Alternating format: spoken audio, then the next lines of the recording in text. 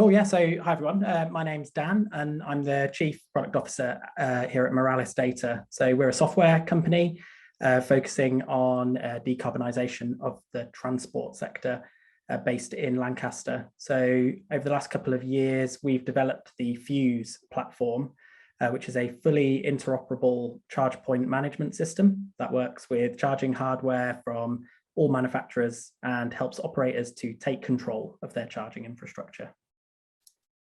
So today I'm going to talk about inclusivity in EV, but I thought it's good to kind of go back and have a look at what we mean when we talk about inclusivity. So in the context of today, I think we're talking about equal, fair, and consistently usable access to charging facilities.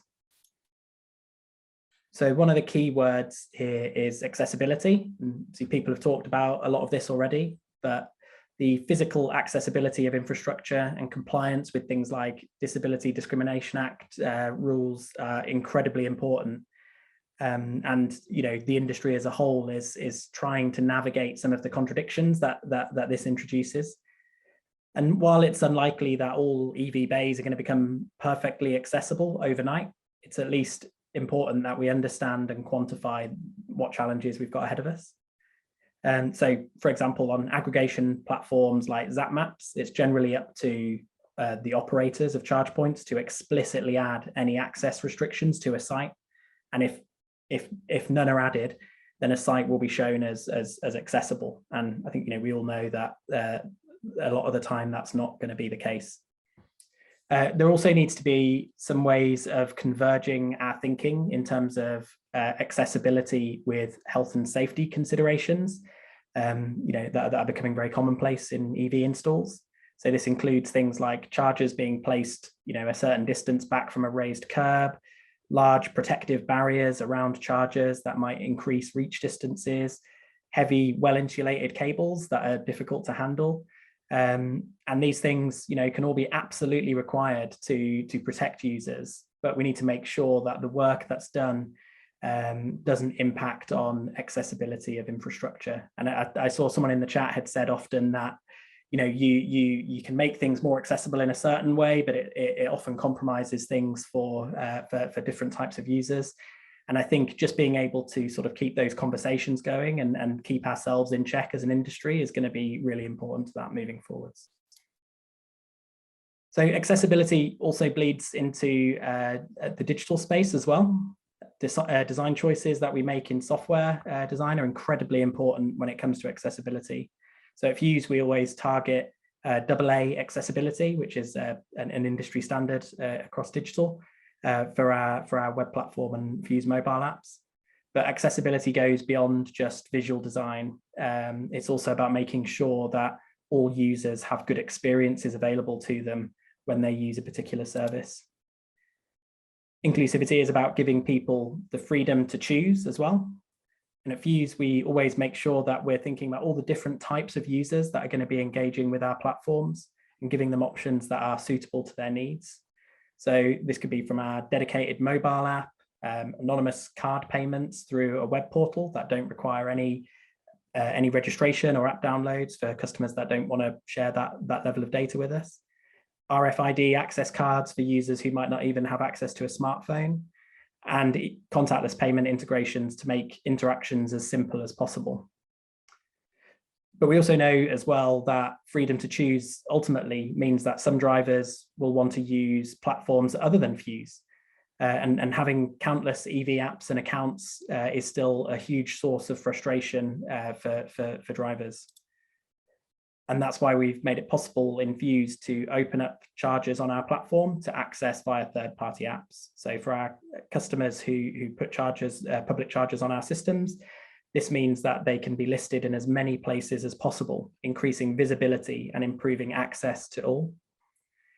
This is also why we've completed integrations with numerous other platforms to make sure that not just basic charger information about locations, but also real-time statuses of chargers can be viewed wherever you're looking, be that on ZapMap or Google Maps, or even in in-car navigation systems. This provides drivers with peace of mind when they're planning their charging, as they know the information comes from the charger itself, so it will be accurate and up to date. something that's especially important for drivers with mobility issues.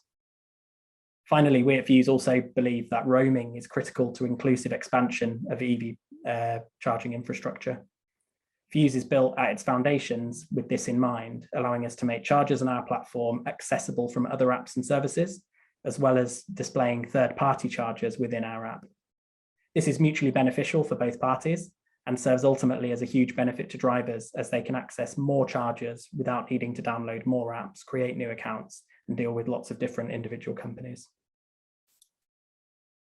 But inclusivity is about more than just accessibility, especially when it comes to new technology. So new technology normally comes at a high cost, and our industry is certainly no different. Both vehicles and infrastructure are expensive, and this means that commercial charge point operators need to think carefully about charger placement to ensure that utilization will be high enough to provide a return on investment. But this doesn't always stack up with the needs of public sector bodies like local authorities, who are simply trying to provide equitable services for the people that they serve. There are organisations tackling these problems though. For example, Charge My Street, who is a Fuuse customer and a not-for-profit charging network that focuses on getting infrastructure into areas that are likely to be left behind by more commercial networks.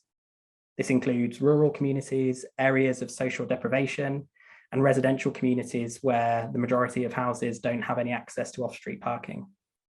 They provide alternative funding models through mechanisms like crowdfunding for charger installs, allowing individuals to invest in a community benefit society and become charge point champions in their own communities.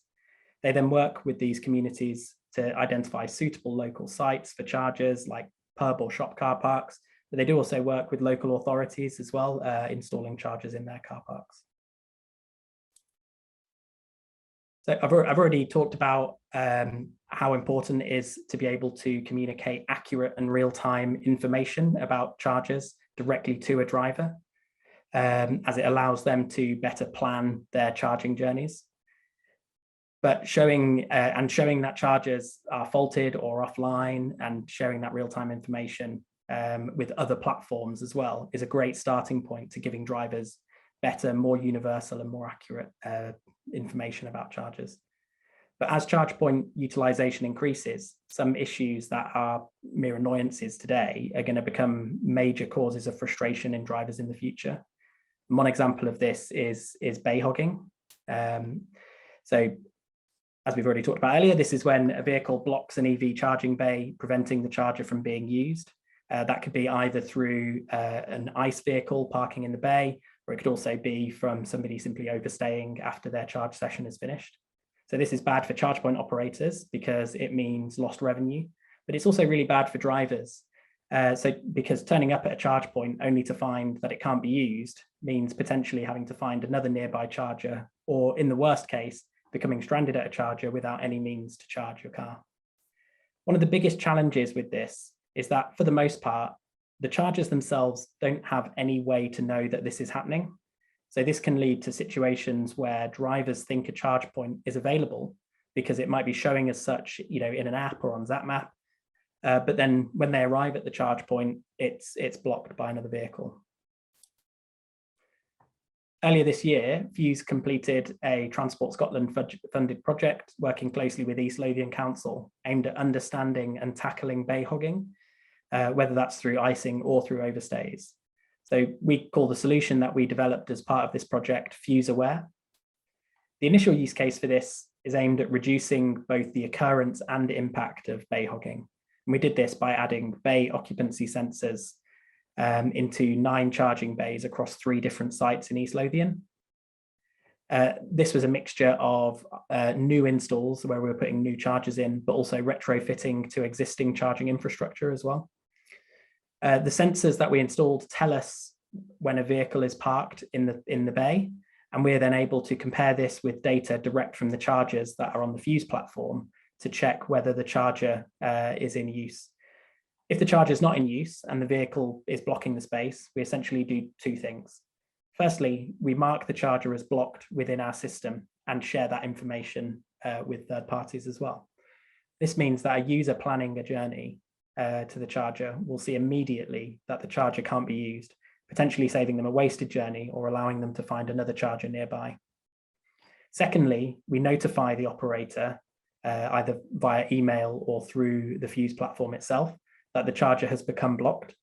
This enables them to pass this on to appropriate enforcement processes that they've already got in place where relevant, or even just to quantify the problem through reporting to better assist in future planning for rollout of charging infrastructure. Plans for direct integration with parking management systems and other enforcement platforms are on our roadmap, and we continue to gather data from the sensors, providing insight to East Lothian. For further peace of mind to drivers, as part of the same project, we also added the option to book charge points in advance. We'll be launching this to general availability soon, and while this won't be suitable for every use case, for a lot of scenarios, it can be useful to give this option to drivers. Our solution allows drivers to choose and book a particular charge point, which it will then reserve it for that driver.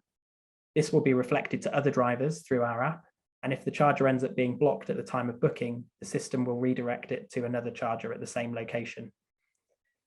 We also know that communication is key to nudging the behavior of drivers. So we've built a comprehensive notification system around bookings to tell both drivers who are already in place at a bay that a booking is about to start or is going to happen in the next 30 minutes, but also making sure that the driver who has booked is aware of any changes in situation that might mean they need to change their plans.